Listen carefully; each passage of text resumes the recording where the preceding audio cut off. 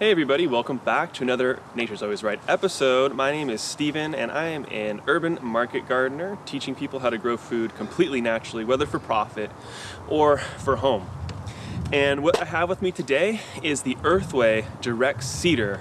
This is the seeder I recommend for most people getting started in gardening or even market gardening. I'll also talk about the best seeder on the market, which is the JP1, and I'll kind of compare and contrast them a little bit for you guys, just so you can make a better decision, but it's really going to be very in-depth about how to use the Earthway or really any direct seeder. So I've been using this seeder for over 5 years. I love it. You know, it's not perfect, but if you kind of learn how to work with it, it's a $100 seeder.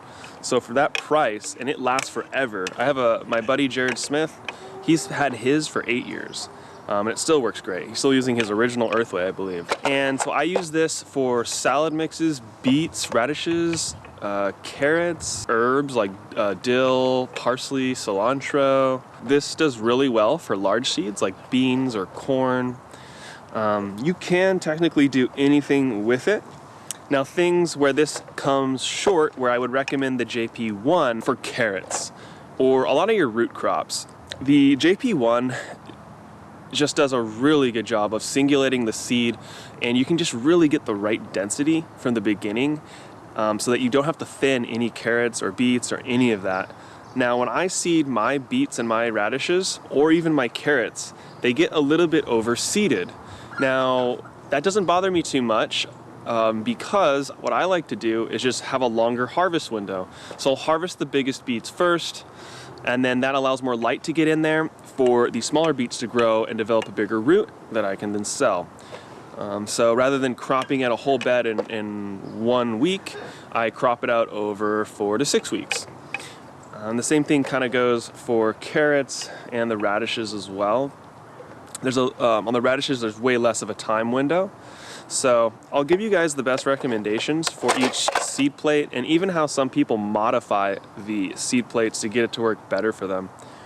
But if you're looking for like the perfect seeder that is bulletproof, singulates perfectly, if you're doing this as a business, then I would recommend just getting the JP1 from the jump. If you're really new to growing or farming though, and you just want to get your feet wet, you don't know if you want to invest heavily into this business or not yet, then get the Earthway. I'm always going to keep this thing. I'm not going to sell it. I love this thing. It just works so good for me.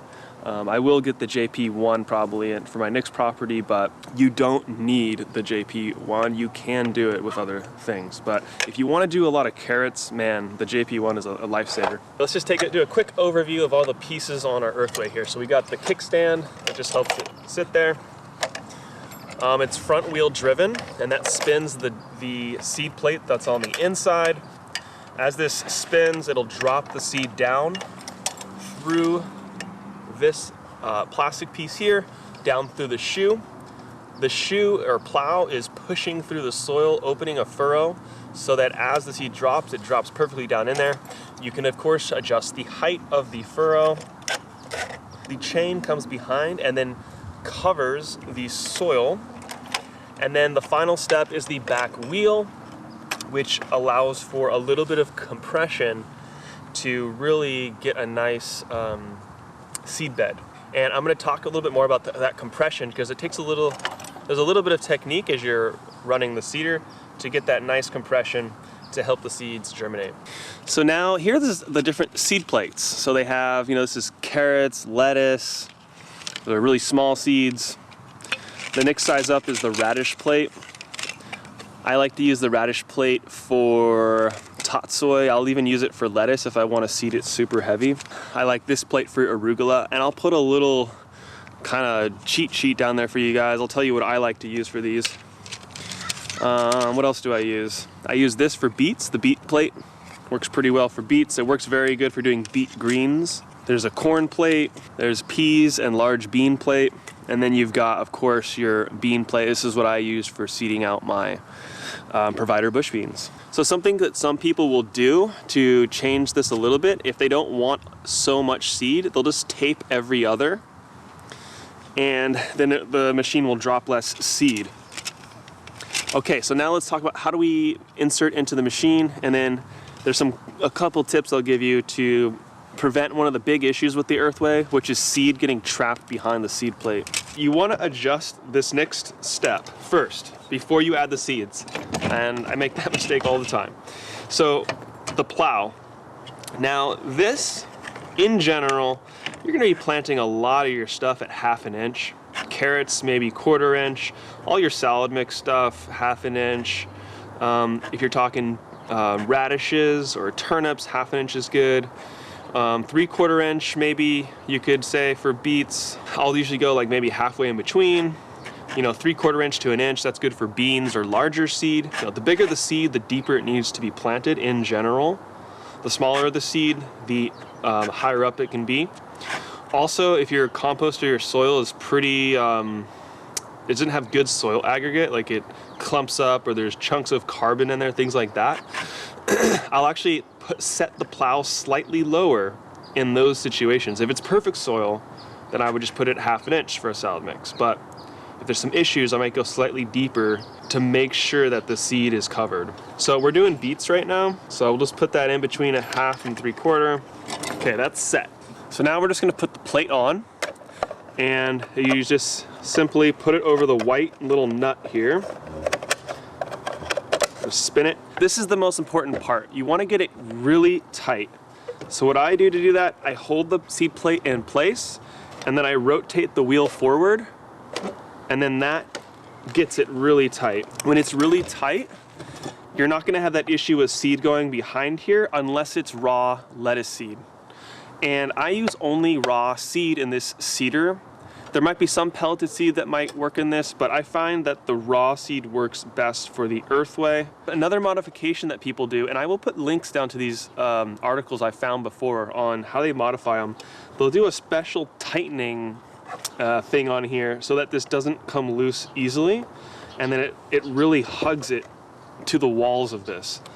Now when I pull tight, that pretty much eliminates that issue. And then the other thing you want to do when you're changing out your seed plate, I do the same thing where I push my finger against the plate, I push backwards on the wheel, it comes out, I push my finger on the little hole, and it comes out. So this is also super important. Now let's say I finished my seed, I poured my seed back into my bag. Now we're gonna seed something different, and we need a different plate. So after you dump your seeds out, you take the seed plate off. Then there are seeds that will get stuck down in here. To prevent them getting behind the plate, go like this, hit it, wipe it out with a rag if you need to. But making sure the interior of this is clean, free of dust, that will go a long ways. You don't want it to be wet in here though. If it's ever wet, that's gonna be an issue because the seeds are gonna clump together. Okay, so that covers that. Now let's fill this up with seed, and then I'll give you some tips on walking with this thing. So I'm gonna give you some seeding tips and how to use the seeder the best way possible to have the most success. So for beets in the winter, I don't do more than 3 rows. In summer, you can get away with 4 rows. If you wanna have really nice larger size beets though, then maybe just do 3 rows all the time. Each type of crop that you direct seed is gonna be different. Other than like a salad mix, somewhere between 8 to 10 rows usually works pretty well. I like, as time has gone on, I've done less and less rows of my salad mix, using less seed, and it still grows and gives me the same volume. For a salad mix, that's the easiest one to do because you can basically just run the seeder. So I go run row, I would come back. Imagine that I came back all the way back, and I'd just be matching the rows. So row 1, row 2. But for something like beets or radishes where you're doing 3 rows, what I like to do, I don't measure anything out. I don't have a never sink gritter.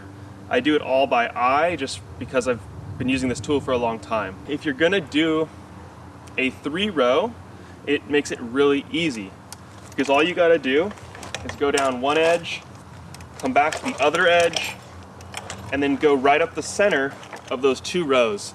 And that's pretty easy to eyeball that. The Earthway Seeder does come with a little row marker.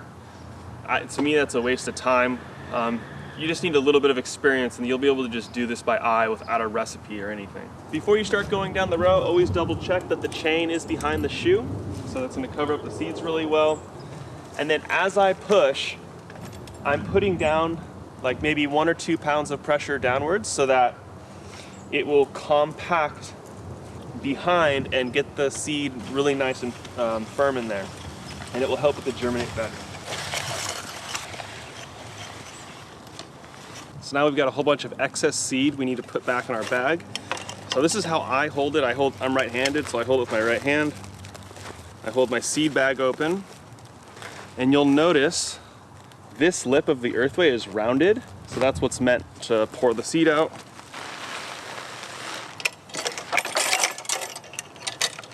And then be sure to always, when you're gonna change out the seed plate, make sure you've dumped out any excess seed. There's still a couple beet seeds that are stuck in there, so I'll just need to clean it one last little time before I do another row of seeds. So then the final step, of course, would just be to water these in.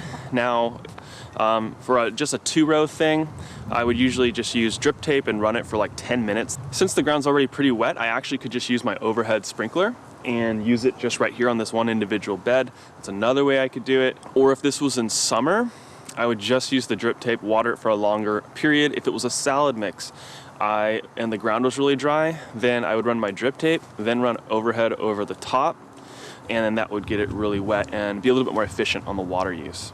Oh, and I almost forgot, if you want to know how I prepped this bed to begin with, how did I take out the old crop, put in the new crop, what amendments did I use, all that sort of stuff to get to the point where I'm seeding it, check out the video here, and I'll put links down in the description to all the different videos that might apply to doing this, even my irrigation. You might want to know how I'm setting my irrigation up, all of that will be in the video's description.